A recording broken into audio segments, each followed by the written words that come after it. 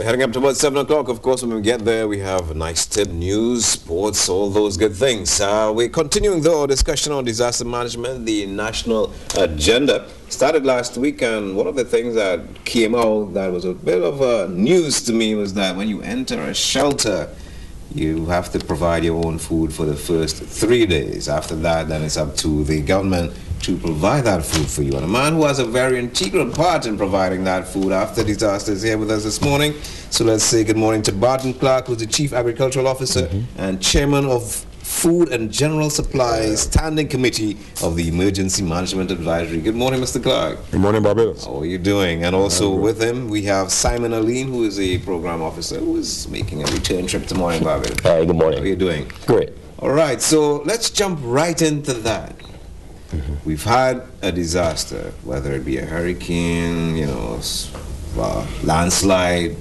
We're looking for food. You're the man responsible. Yes, indeed I am. Are you capable of feeding us? Yes, certainly we had what I call a simulation as a consequence of Storm Thomas last year. Right. And we were able to effect some of the systems that we had designed, and they had worked. There obviously, I think, some kinks still to be worked out, but at least we tested the system and realized, yes, we can do this. What is your system? Because, in the U.S., I know they have great places where they store up food in case of a disaster. What is our system in Barbados? Our system is that we have effected a memorandum of understanding with the major merchants who, principally the importers. We have an agreement with them that during the hurricane season, because the principal disaster that we look at, that they would have in their storehouses above normal levels of stock, and not all stock either, but some selected items, the canned food and the dry stuff and that kind of stuff, right? And then we trigger the release of that to bring it to some central points where we would then break bulk and prepare what we regard as family packages to distribute to those who are either in their homes and impacted or in the shelters. I'd like to bring in Simon here to ask how does it work on the ground? Mr. Clark spoke about breaking bulk and producing family packages. Talk to me about the deployment of your human resources in the direct aftermath of a disaster, such that we don't have 10 people putting together family packages and only 5 going out into the community to assess risk and another 12 dealing with injuries. How does the deployment of your resources work for that practice? Thank you. That's a very important question. As it relates to mobilizing resources on the ground, you do understand too that these various standing committees provide the manpower to get the work operational on the ground, as well as the district emergency organizations by providing the necessary volunteers to assist. For example, when persons enter into a shelter, they go through the whole shelter registration process, which will be led by the senior shelter warden, who's most likely the principal of the school, along with members of their committee at the school. And the DEO volunteers, they're there on the ground to assess the needs and pass the communication back to the NEOC. Now, Mr. Clark and his representatives will be present at the NEOC to take that information, whereby they will be able to have a better understanding of the needs assessments on the ground so that the various family packs could be prepared. So you have volunteers on the ground and, of course, the shelter management teams at each shelter, which would, of course, be able to give us a greater picture of what is going on the ground. And the information goes back to Mr. Clark. I have a question about the duration of time before this whole feeding of the nation kicks in. Why a 3-day period? I don't know who can answer that. Well, it's the reality of the matter. If you have a strike, a major strike, like I said, Thomas, in the case of Thomas, after the all clear was given, the public all clear was given, the country was not shut down. The roads were open, shops were open, so access to resources for feeding, etc., was not difficulty. But just think in terms of what might have happened, say, in Katrina, in New Orleans, or in our neighboring island, Grenada, where you have Category 3 or Category 4 system. the roads are impassable, the electricity is down. You need to give an opportunity to the emergency services to remove the risk associated with being out and about in those circumstances. So hence the 3 or 4 day period. In addition to that, we have identified certain infrastructure resources to assist us in discharging our function. Part of the job we would have in the initial 3 or 4 days is to determine whether those structures are still there and still serviceable. So that's why, for example, we would have on our team the environmental health department, because not only will we have to attest that the particular structure is standing and it is suitable, but the Ministry of Health would determine, look, can we deal with food within this framework?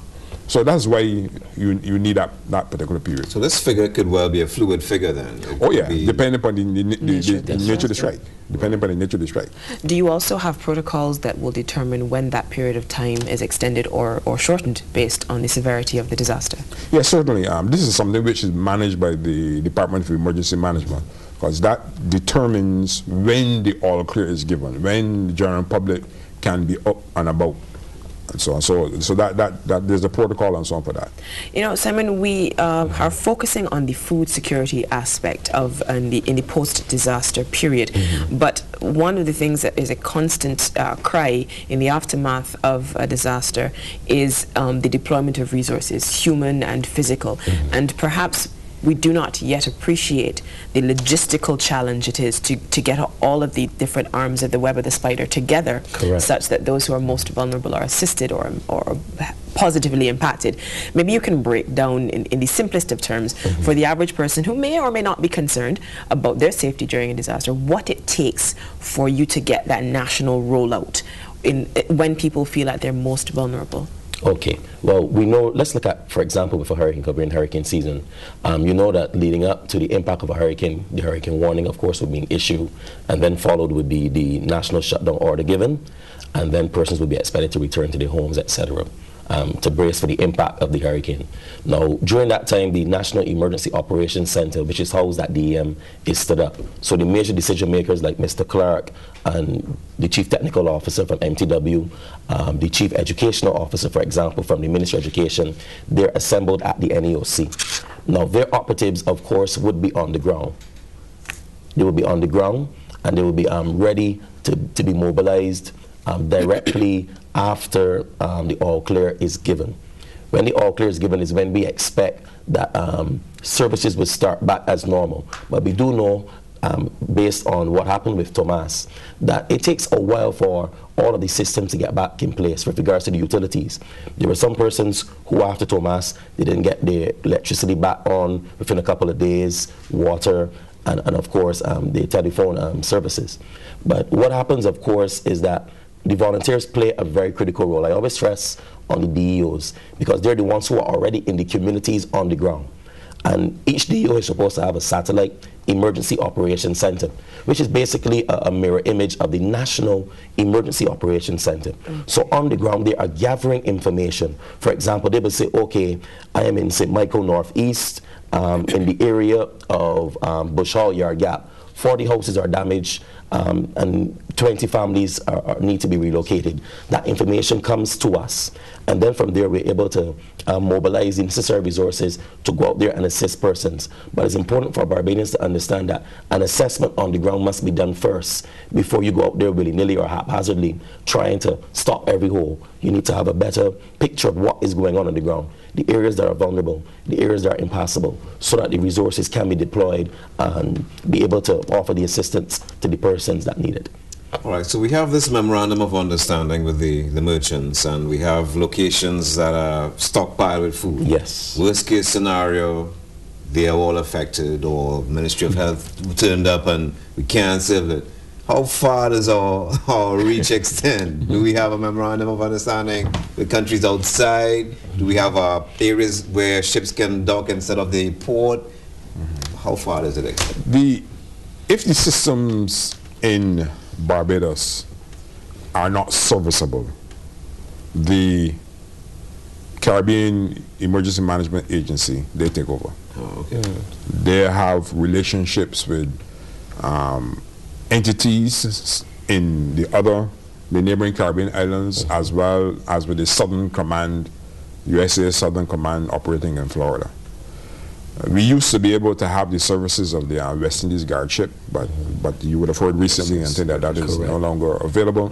But the Southern Command and thing, they are standing by to assist.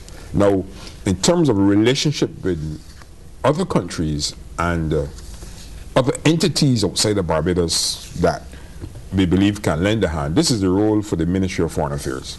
Within the whole system, their job and thing is to mobilize the friends and so on of Barbados to assist Barbados. And of course, I must also at this point give kudos to two international organizations who have been with us from the beginning through thick and thin, and that is the Red Cross as well as the Salvation Army. Yes. They are part of the local chapters of those two organizations are part of the Food and General Services Supply Committee. In fact, they really assisted manfully, as we would say, during the relief effort out of Thomas, and they have links with their international partners who feed in to Barbados and things as the demand requires. So there is this fallback position if the systems in Barbados are not operable. Okay, well, we're feeling rather confident about how they're working. We're going to keep you gentlemen, not against your will, of course, until after the news and all of that. We just have about 30 seconds before we bring you the nice tip. I don't know if there's something that you want to jump in 30 seconds and say. Yes, basically, prepare. Preparedness is a personal responsibility. We don't want people to become so heavily dependent on government and negate their responsibility as homeowners, as persons that have their families. It is important that they have their family plans in place. Yeah, that's one of the key things that I find is coming out from these discussions is that you are responsible for yourself. The government would come in after and take care of things if they get really out of hand, but you need to be responsible for yourself. When we come back with these gentlemen following the sports and news and everything, you will be able to call and ask questions or make comments.